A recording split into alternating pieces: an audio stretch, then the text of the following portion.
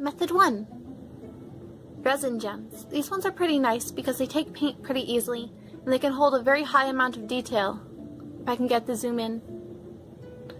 And painting them can be a lot of fun because you can marbleize them, you can do a whole bunch of crazy stuff. These are just simple flat red ones.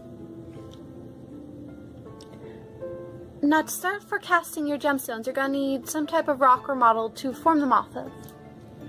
You can use real rocks, real gemstones, it can be any type of rock that you want to copy the shape of to make into your gems. You can even take bigger rocks and just partially mold them to get one or two small features from them.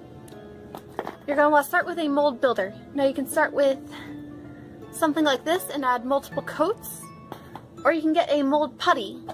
There are lots of different brands out there, there's lots of different kinds you can use, each one is a little bit different. I recommend going with a putty because when it's done, it will keep its shape like this and be easy to pop gems out of. A liquid mold is a little bit harder to hold its shape because the more resin you pour into it, the more it will want to stretch and flex and just form.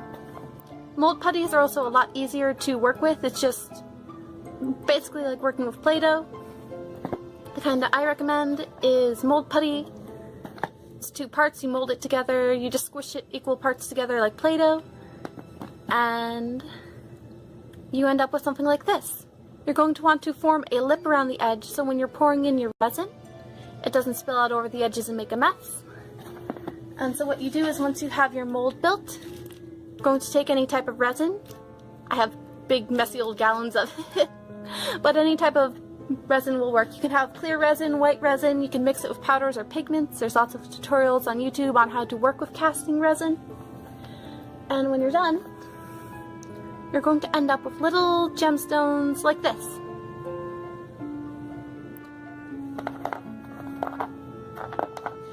From there, you're going to need to take any pair of scissors or wire cutters, break them from their bases, and you'll end up with little gems like this. You can take some tape to attach them to a surface and start painting. For painting resin gems, I highly recommend nail polishes. They have an extreme amount of iridescence and pearlescence that mimics a lot of gemstones you'll see in nature. They add a lot of dimension and sparkle, but most of all, they don't chip easily, which means your gems can take a lot of wear and tear without getting scraped up. And these are pretty lightweight. Last but not least, you will want to sand the bottoms so that they have a flatter surface and can attach to your face better, because when you first demold them, they're going to have a bit of a bumpy bottom, but after you sand them, the bottoms will be flat, smooth. I prefer a rougher edge to the bottoms of mine so that they attach easier to the face and react better with spirit gum. And your finished product, after you paint it, will look something like this.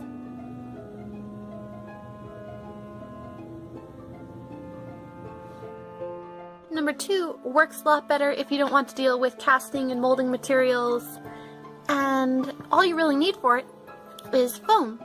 What you're going to want is a type of closed cell foam, not open cell like seat cushion foam or foam noodle foam.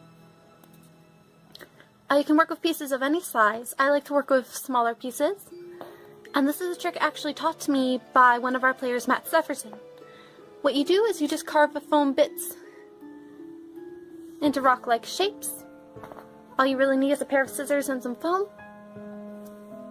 And you're going to need reference pictures, of course, to help you figure out how you want them to look. But after you finish them, you just tape them to a surface and you get painting. This is what the finished project looks like compared to a resin gem. This is after 1 coat of paint. You can do multiple coats if you like. All you have to do is, after you carve your foam, take some tape, and just like with the resin,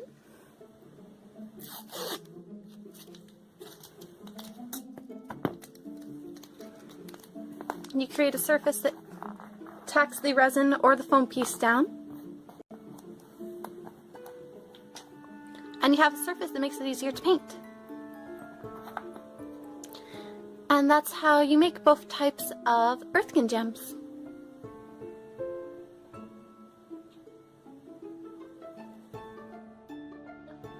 And along with our video today, I'm going to be showing you how to apply Earthkin gems and a lot of the mistakes that newbie Earthkins tend to make when they're first learning how to put on gems. Generally, what you're going to need to do, whether you're using foam gems or resin gems or any type, you're going to want some type of spirit gum adhesive. A lot of different types work for a lot of different people. I tend to just prefer normal spirit gum. If you have a face that sweats a little bit more, you might need to apply a type of setting powder first so that you sweat less, or spray a type of setting spray over it. But 95% of the time, spirit gum is just going to be your instant go-to for applying gems. Now, the first thing you're going to want to know when you're applying gems is the areas of your face that are squishy. So when you emote or talk, skin here moves a lot. Skin here moves a whole bunch. It squishes and bends. Whereas areas like this on your face, and your chin, the sides of your face here, and your upper forehead here, bend the least. Those are going to be your ideal areas for applying gems. Because when you're emoting, of course, if I put a gem here, it's going to have a much bigger risk of peeling off where the skin bends. But I can apply gems here where my nose doesn't scrunch, here where my chin doesn't scrunch, and areas all over here. Those are my go-to areas. When using spirit gum, what you do is you just paint a little bit to the gem or flat side of a rock. You're going to wait about 30 seconds or so, wait until it becomes tacky, and then press it right on. If it starts to peel a little bit while you're putting it back on, maybe apply a second or third coat. Just for example, I'm going to be applying one right now.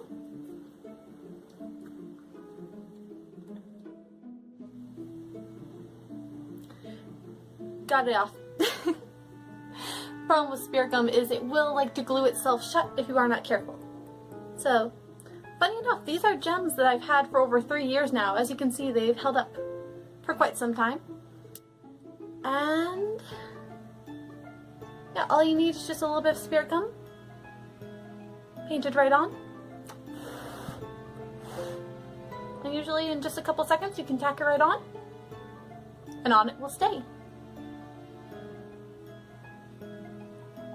And the cool thing about Earthkin is they don't just need gems. You can accentuate the character in a lot of ways. Earthkin also have gray or brown streaks splattered across their skin, kind of like marbleization. And something very few players actually touch on if you ever wanted to put a little bit of extra flair into your character.